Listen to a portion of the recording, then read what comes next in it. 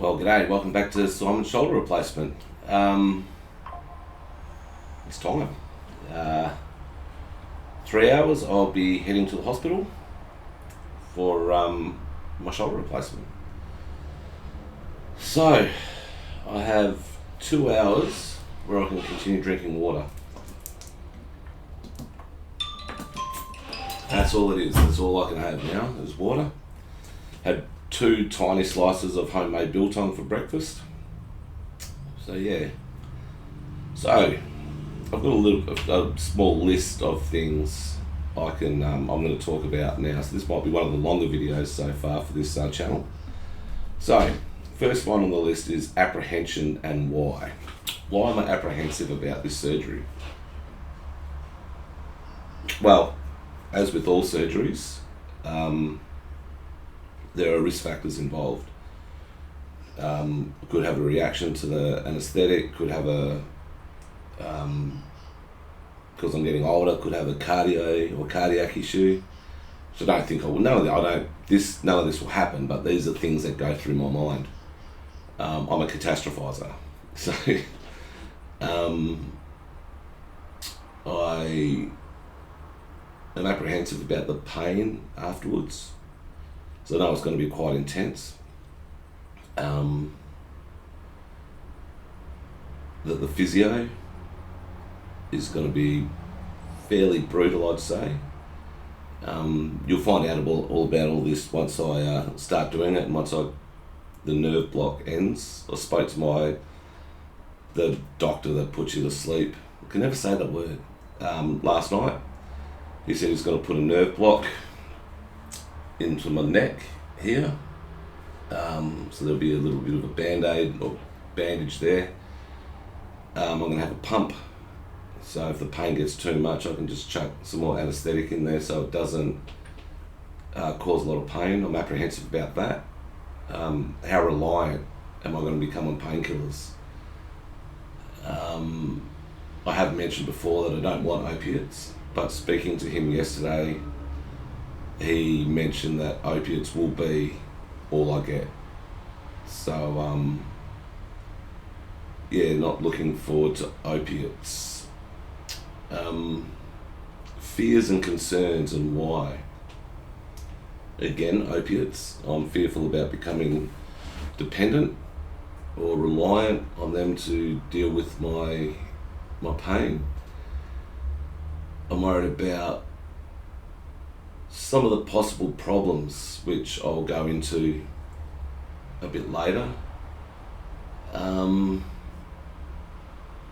Bit worried about not being able to look after myself. You know, I'm a very independent person. So a few of the things I'm, worried about, like cooking, eating, cleaning, showering, like I said yesterday, wiping my backside.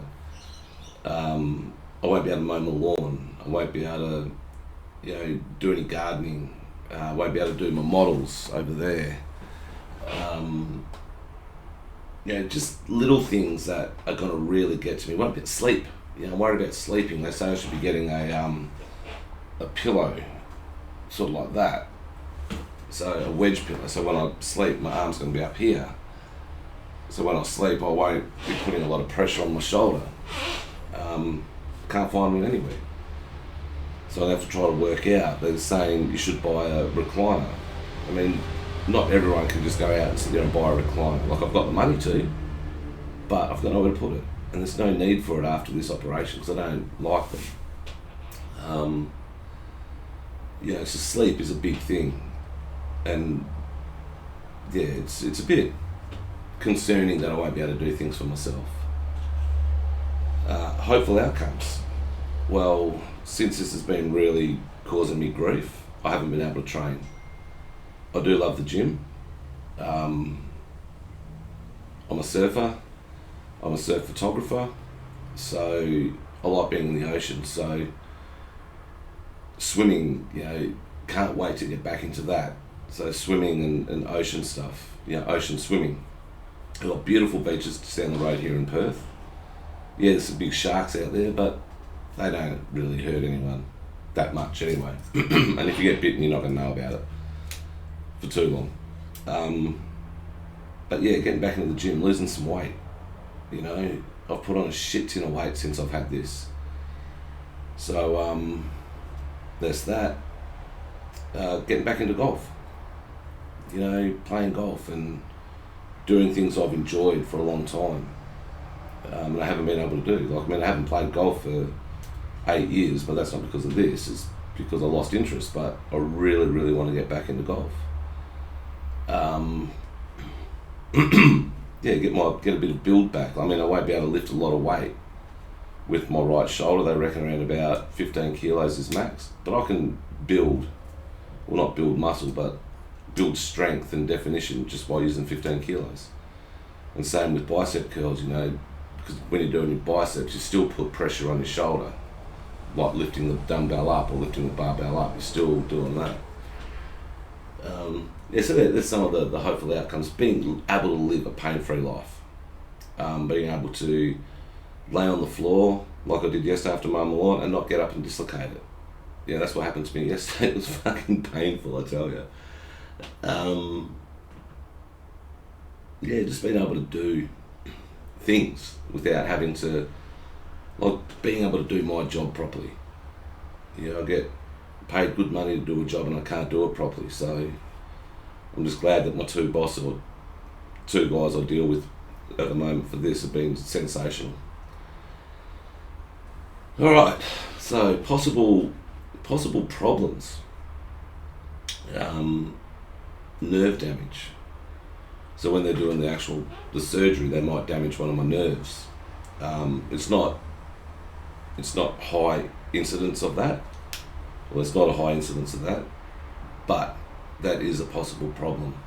3.8%, I've done a little bit of research here, 3.8% of people have had infection into the joint and into the humeral bone. So, I mean, what they do, I'm not sure if I've said it, so there's your humeral bone, right? So they cut the ball off, and then they would drill into the humeral bone to put the prosthetic. That can cause infection inside the humeral bone, which I'm pretty sure will be quite painful. And I have read it can go septic. But, like I said, there's only 3.8% incidence of that happening. There's chance of dislocation, so the prosthetic doesn't gel properly with the on the gluteal, well, the socket. So it could sit there and just not sit properly and dislocate. I'm not sure how much that would hurt, because I suppose it still would hurt because you're still stretching your rotator cuff. Speaking of the rotator cuff, there's rotator cuff injury, which is a possibility. At the moment, my rotator cuff's perfect. That's why I'm having the full anatomical replacement, not a reverse replacement. Usually, what my surgeon said, if you've got bad rotator cuff, you'll have a reverse shoulder replacement where the ball actually goes onto the I can't think of the name of this bone now, but there, and the socket actually goes onto the humeral area. Loosening of the implant. What I read about that is the actual ball, the prosthetic that goes in the humeral bone can start becoming loose, causing instability of the shoulder. Which is why I'm getting this done, to stop the instability. But again, that's a very rare incidence of that. And then there's also a fracture of the humeral bone. So obviously, when they drill into the humeral bone to put the prosthetic, that could weaken the bone. Or my bones might be weak enough now after having so long and having an 80-year-old shoulder, when I'm nowhere near 80,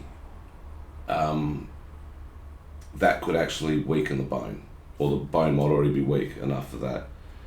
So that's another thing I'm a bit concerned about. Hang on, just check something. Alright, so just did a bit of research of how long will my shoulder replacement last. On this website I'm looking at now, it's apparently it's the most common question asked by people that are going to be undertaking this.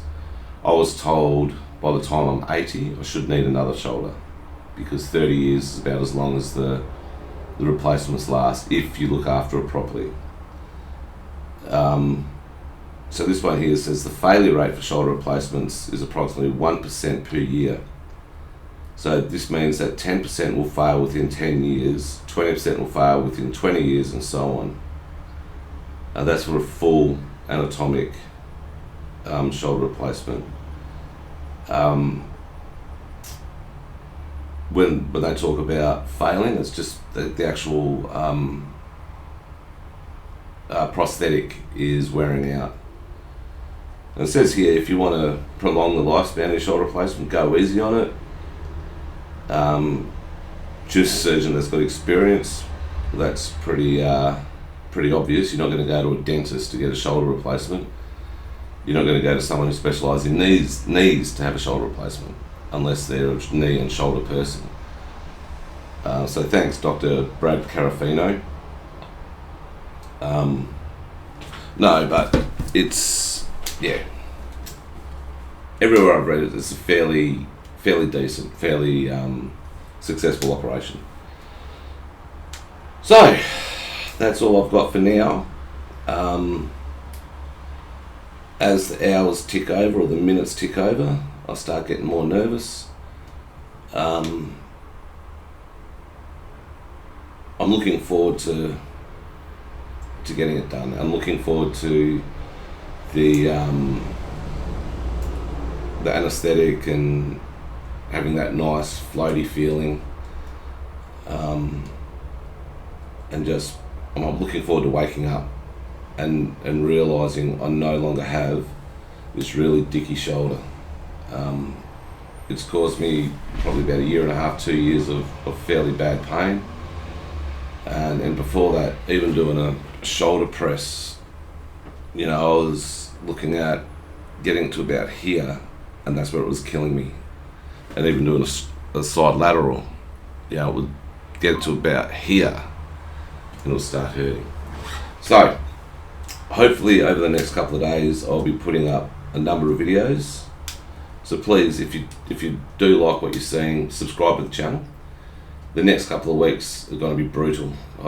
I know deep down it's going to be painful. It's going to be physio should be intense. I'll be doing it at home, be doing it at a physiotherapist.